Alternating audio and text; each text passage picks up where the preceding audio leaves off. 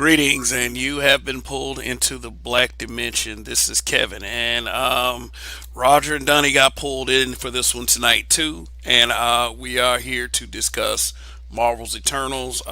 We all went to the theaters to check this film out. It's a newer, different film to the concept of what the Marvel Cinematic Universe has become.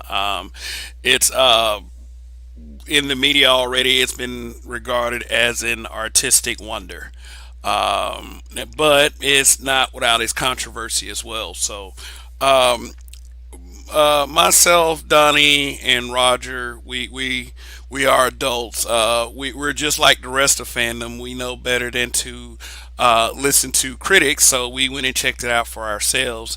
And this is what we're here to discuss: Marvel's Eternals. This I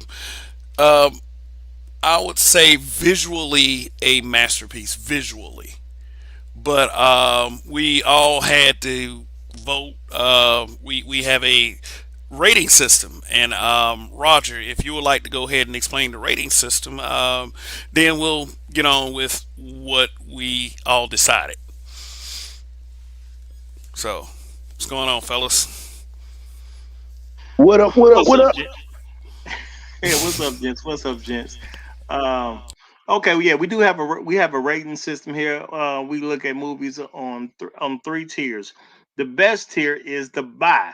Buy means we recommend that you go out and go to the theater. Go ahead and watch this movie. You are going to get your money's worth at the theater. Then we have the bootleg, which is it's still a pretty good film or pretty decent film, but ain't no rush to go see it. You can wait to see it later on down the road. You can wait for your streaming services to pick it up. You get to it, but get to it at your own time. It's not a rush to go out into the theater. You'll be all right. You ain't definitely got to see it opening weekend. And then we also have the bomb, the movies that your life will be better if these movies are never become a part of your life. So don't let the bombs happen to you. And we will do the best we can to steer away from bomb movies, but every once in a while we might see one that is straight up trash, and we will let you know about that too. Okay, so yeah, we like before we go on the air, we discussed what rating we're going to give it, and what I'm going to do, and I'm going to let Donnie tell you what we all ultimately decided. It's a buy. It's a buy, bitch. No. uh we voted on it, and yeah, it ended up ended up being a buy. We have our all differing opinions on it, but majority rules on this one, and it ended up being a buy. Anybody want to go first on as to why they thought it was a buy or why they did not think it was a buy? I'm gonna let Uh, Roger go first, as far as yeah, go ahead, Roger. yeah, I'll go because I thought this was about because I actually thought there was a good storyline here. There was a good storyline here. It was something a little bit different. Um, this veered away a little bit from what people were calling the Marvel format because the enemies were not like the heroes in any kind of shape, way, or form. This was a little bit more cosmic. You got a little bit of insight to what's going on from a universal standpoint, and it's actually good the way Marvel sets things up. So they definitely built their own world. You got references to things that have gone on in other movies. So of course it's good as a standalone movie, but of course with the Marvel movies, the more of them you have seen, the easier it is to follow, and you can pick up on different things. So as far as storytelling, I thought it was a pretty good story because I didn't quite know where they were going with the movie from the beginning. And as a person who's seen many a movie, sometimes you just see where it's going right from Jump Street. And this one, I didn't really know where they were going with this. So, and I thought the the enemies were a little bit different and kind of intriguing. With the way they were able to evolve, and it was just very different. It was very different, unexpected film. I'll say that, very unexpected on my end. So I like a film that tells me a brand new story. I'll say that. So for all you the comic book lovers, as a person who didn't watch the comic books, this was definitely different and totally unexpected from my perspective. Okay. Now, I'm going to tell you why Donnie said majority rule. I voted bootleg. I will go along with the buy.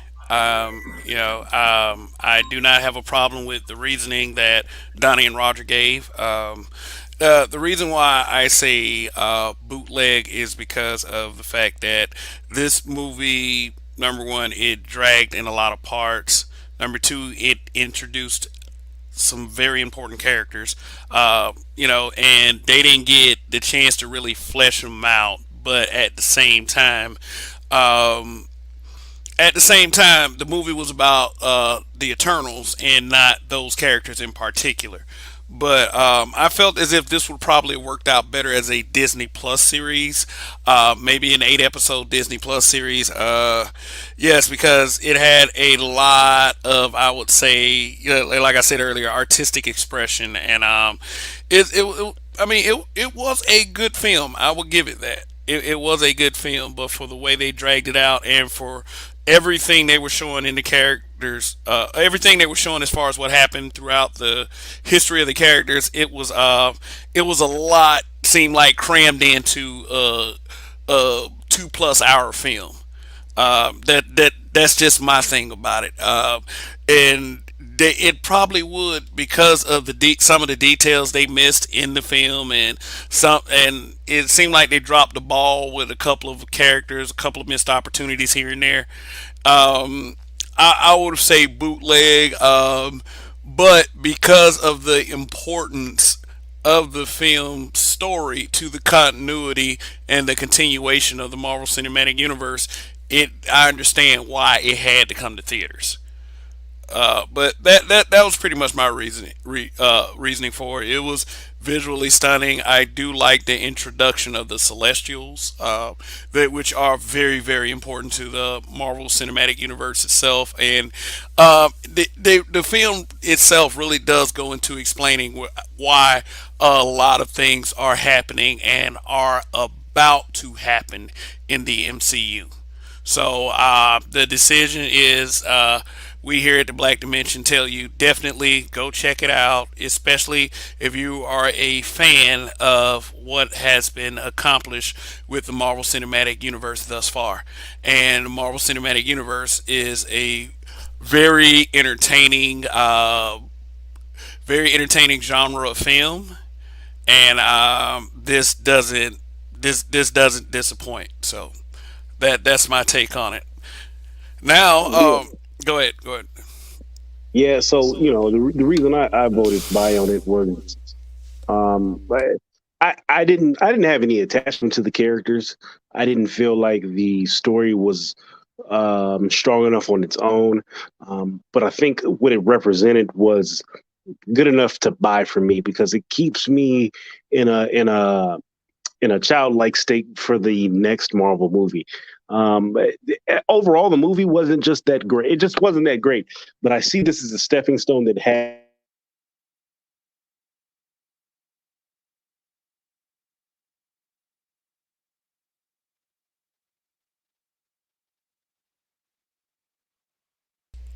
I think we kind of lost him.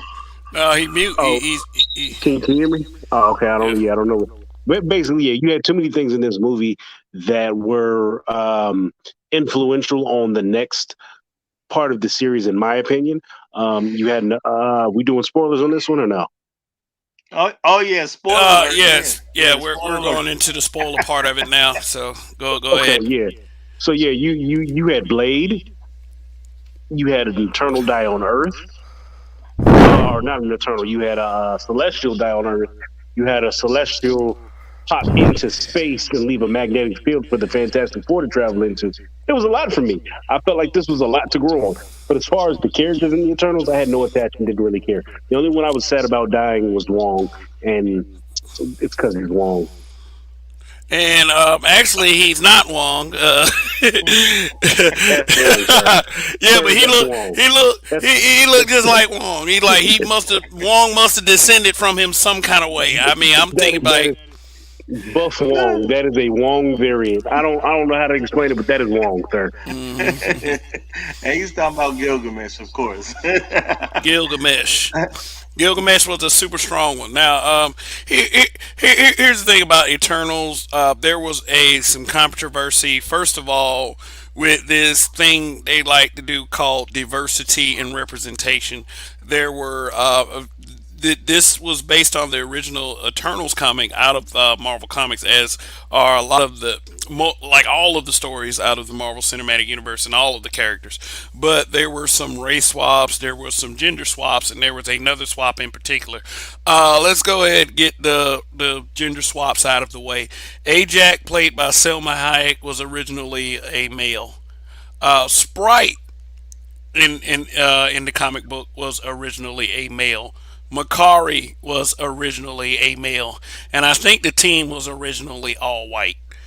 So because they wanted to change and adapt with the times, they did a couple of switches here and there. I think in the comic book, if I'm not mistaken, Icarus was the leader, right, Donnie? So Something like that. Yeah. yeah, but in the film, Cersei was the leader. You know, basically, just to and let's just say it, just instead of having a man in charge, having a female in charge. Because back when the Eternals was created, they have this thing about, well, it was a different kind of society back then. It was dominated by white males, and let's see if we can.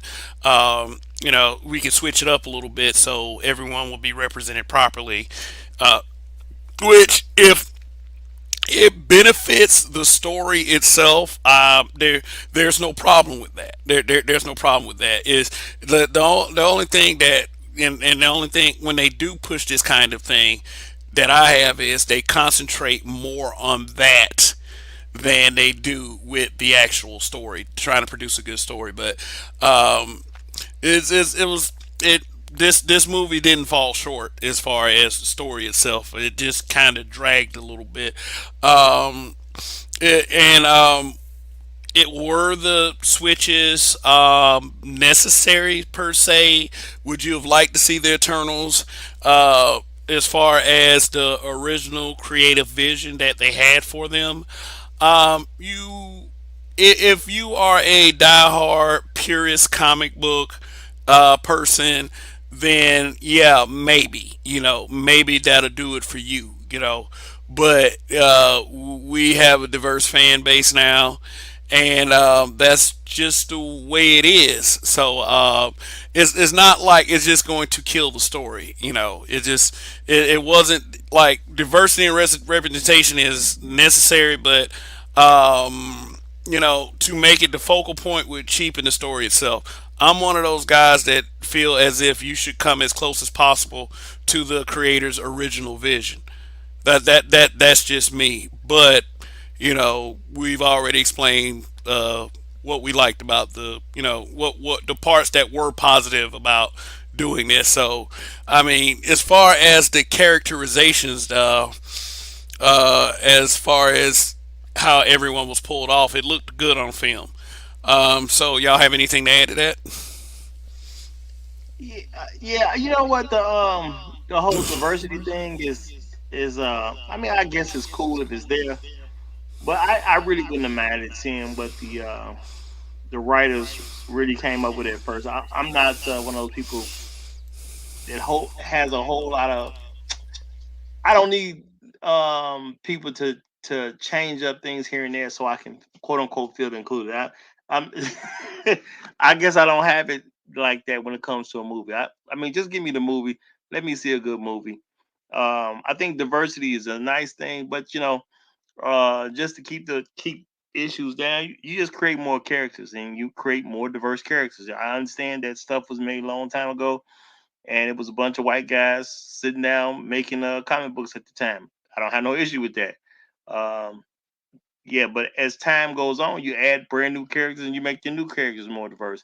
I'm not really gonna sweat them making someone old and make it diverse. Now, it didn't affect me because I don't know these characters. So this was just like Guardians of the Galaxy to me. I had never heard of them until this movie came out. Did I like the movie? I thought the movie was pretty good. And I actually like the fact that they was trolling DC, or at least I kind of took it that way to make mention of Superman.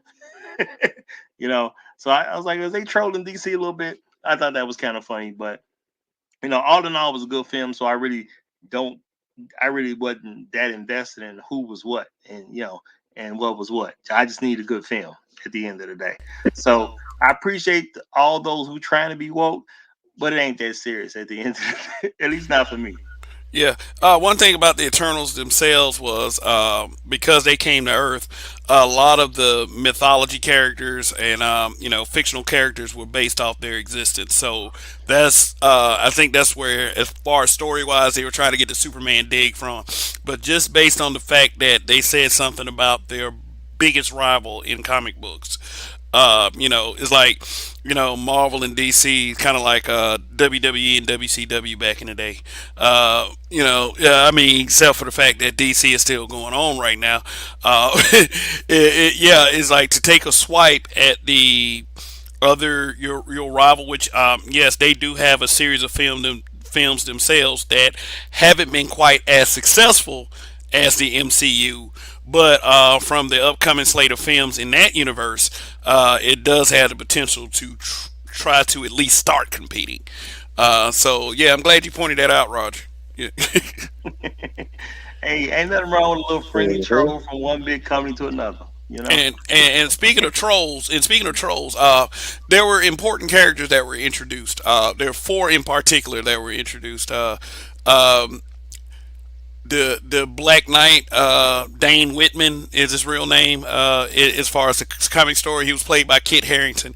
Kit Harington played Jon Snow in Game of Thrones on HBO. And it was a kind of a reunion because Richard Madden, who played Icarus, was also in Game of Thrones. Uh, yeah, you also had yeah, like I said, speaking of trolls, you had Pip the Troll introduced. Pip the Troll is played by Patton Oswalt, which is this is his second comic book character. Like in recent memory, I don't know if he's played others in the past. I have to look at his body of work, but Patton Oswalt is also the star of the Hulu kind of animated stop motion series Modoc, which is also based on a Marvel character. And you had the introduction of Eros, Thanos' more human looking brother. Eros is also known as Star Fox. They were introduced toward the end of the film. Now, what happened was in the film itself, you learned that the Eternals came to the Earth 7,000 years ago. Okay, 7,000 years ago. Okay, and it was these and it was okay. Let me point out Makari, the speedster. I got the image on the screen left from left to right. Makari, the speedster. Then you have Kingo, played by. Sorry, I forget these names escape me sometimes. Then you have Druid, who is a guy that can control people's minds, which is kind of a creepy power if you really think about it. Uh, then you have Sprite, who is the illusionist. Then you had Gilgamesh, the or Wong Wong 0.0. Yeah, he was the one with the super strength. You had Thena, who, like, if Thena sounds familiar to you, the goddess Athena in Greek mythology is supposedly based on her. She's a warrior queen, and really, like, a lot of the trouble and the craziness in the film. Then you had Brian Tyree Henry. If you recognize him, he's from the hit television series Atlanta. He was also in Godzilla vs Kong, and he played the voice of Miles Morales' father in Spider-Man: Enter the Spider-Verse. So that is his second Marvel character, comic book character. Selma Hayek, she played Ajax. Ajax was pretty much the leader until it was passed to Cersei. But many felt that Richard Madden's Icarus, holding hands with Gemma Chan's Cersei, like within the team itself, felt like he should have been chosen as the leader. But Ajax chose Cersei instead. It turns out in the film, and we're in the spoilers, that Although the deviants who started to attack the Earth and its inhabitants again, they were actually coming for the Eternals this time. Because according to the story, the Eternals had been on Earth for 7,000 years, and their purpose was to help man along with its progression and evolution into becoming a self-sustaining species. And what you will learn is the true purpose was to populate the earth enough to energize a seed that was planted in the center, which would emerge as a celestial. Once the celestial emerged from the center of the earth, which would event that was called the emergence, the earth would be destroyed, but the celestial, who would come to be known as Tiamat, if allowed to emerge, would have created other planets and civilizations much like Earth, because that's basically how the Celestials are born. They are born by a planet populating itself and energizing that celestial enough to emerge. And the problem with that is, of course, is that this is our precious planet Earth. Everybody we love is here, and we got to stop this. But as you would discover in the film, Icarus is actually the true villain. Icarus murders Ajax because the deviants who were frozen in a in an ice lake for some reason started to thaw out and emerge and started to attack him. So Icarus pushed Ajax into the lake, and a very powerful deviant absorbed her power and killed her. So this was kind of it was kind of a movie, kind of like it was full of flashbacks and present day going back and forth, and kind of a who done it. And I mean, it was the deviants. Then I mean, of course, the first suspect would be the deviants, but Icarus being the true villain, who actually wanted the emergence, and you would discover that Sprite wanted the emergence too, because Sprite, the like I said, the gender swap character was actually in love with Icarus, but the rest of the Eternals, they had reasons to want the Earth to stay intact. Like Cersei, she was she had grown attached to the planet. She was even dating Dane Whitman. Uh, it was kind of like her and Icarus had something going. Early on, like I think they actually got married at one point.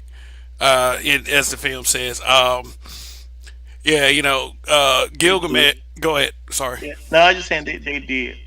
But no, I was just gonna say that I think the one thing I didn't like about the film though, Ajax dying, the death of Ajax, and I'm be honest, I really just would have appreciated had Selma Hayek been in more films, and and Gilgamesh I thought was a likable character, so to see him go in his first film, I didn't know if that was the best decision, but hey, it is what it is.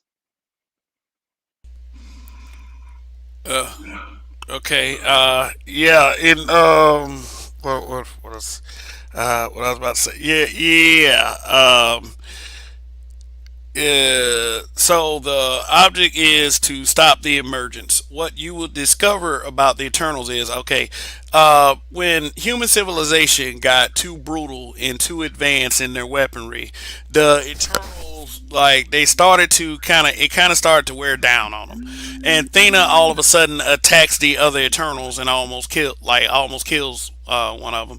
So Thena has to be washed over. What you would discover was wrong with Thena is that it ties into the creation of the Eternals themselves. It turns out the Eternals are these very very highly advanced androids. These robotic, really lifelike beings, and they have been doing this forever. Like, they have been going from planet to planet, populating the planets, and then having a celestial emerge and destroy the planet, but yet creating other civilizations. What happens after each planet's destruction is that they bring the Eternals back to their base and erase their memories, and they keep their memories in some kind of big, really big, like think of a server room in the middle of space. alien with all this really advanced alien technology. The main the celestial that sends them on these missions was named Aramesh. Aramesh appeared at the end of the film and is very, very, very large in scale. Like, the planet Earth looks like a big beach ball to this being. And when the Eternal stopped the emergence, you froze Tiamat because they had to, Fastos had to build the. Fastos, this character right here, played by Brian Tyree Henry. Okay, yeah, like they had to do whatever they did to stop the emergence. So they did that, and they got in trouble with Aramis. And at the end, they were taken somewhere, and that's the appearance of Star Fox at the end. And they took it, and that is going to open up the wherever the events of the MCU goes from there. So fellas, do y'all have anything? And also the appearance of Blade at the end. Apparently, in the story, Blade and Black Knight is going to, they're going to boost the story for themselves. So, do y'all have anything else on this, fellas? No, I think it was a good film. Go ahead and see it. Enjoy yourself. You will like it. Get you some popcorn. You'll be all right in this one. Okay, what you, Donnie? Yeah, don't expect to see this movie to be the next Shakespearean play where it's so great. Go in this movie looking for the Easter eggs for the next generation of Marvel movies, and I think you'll be pleasantly surprised. If you go into this movie thinking that you're going to see a great movie based on the characters of the Eternals, and it's going to be purely that, you're going to be mistaken. But hey, it is what it is. Mm. All right, all right. Well, yeah, that's pretty much it. Yeah, like you said, go see the film. Definitely worth checking out. The Eternals, newest team in the MCU, and yeah, it's a good film. So that's be it for now. It's Kev, Donnie, and Roger. You have been pulled into the Black Dimension. Hopefully, you find your way out. See you next time.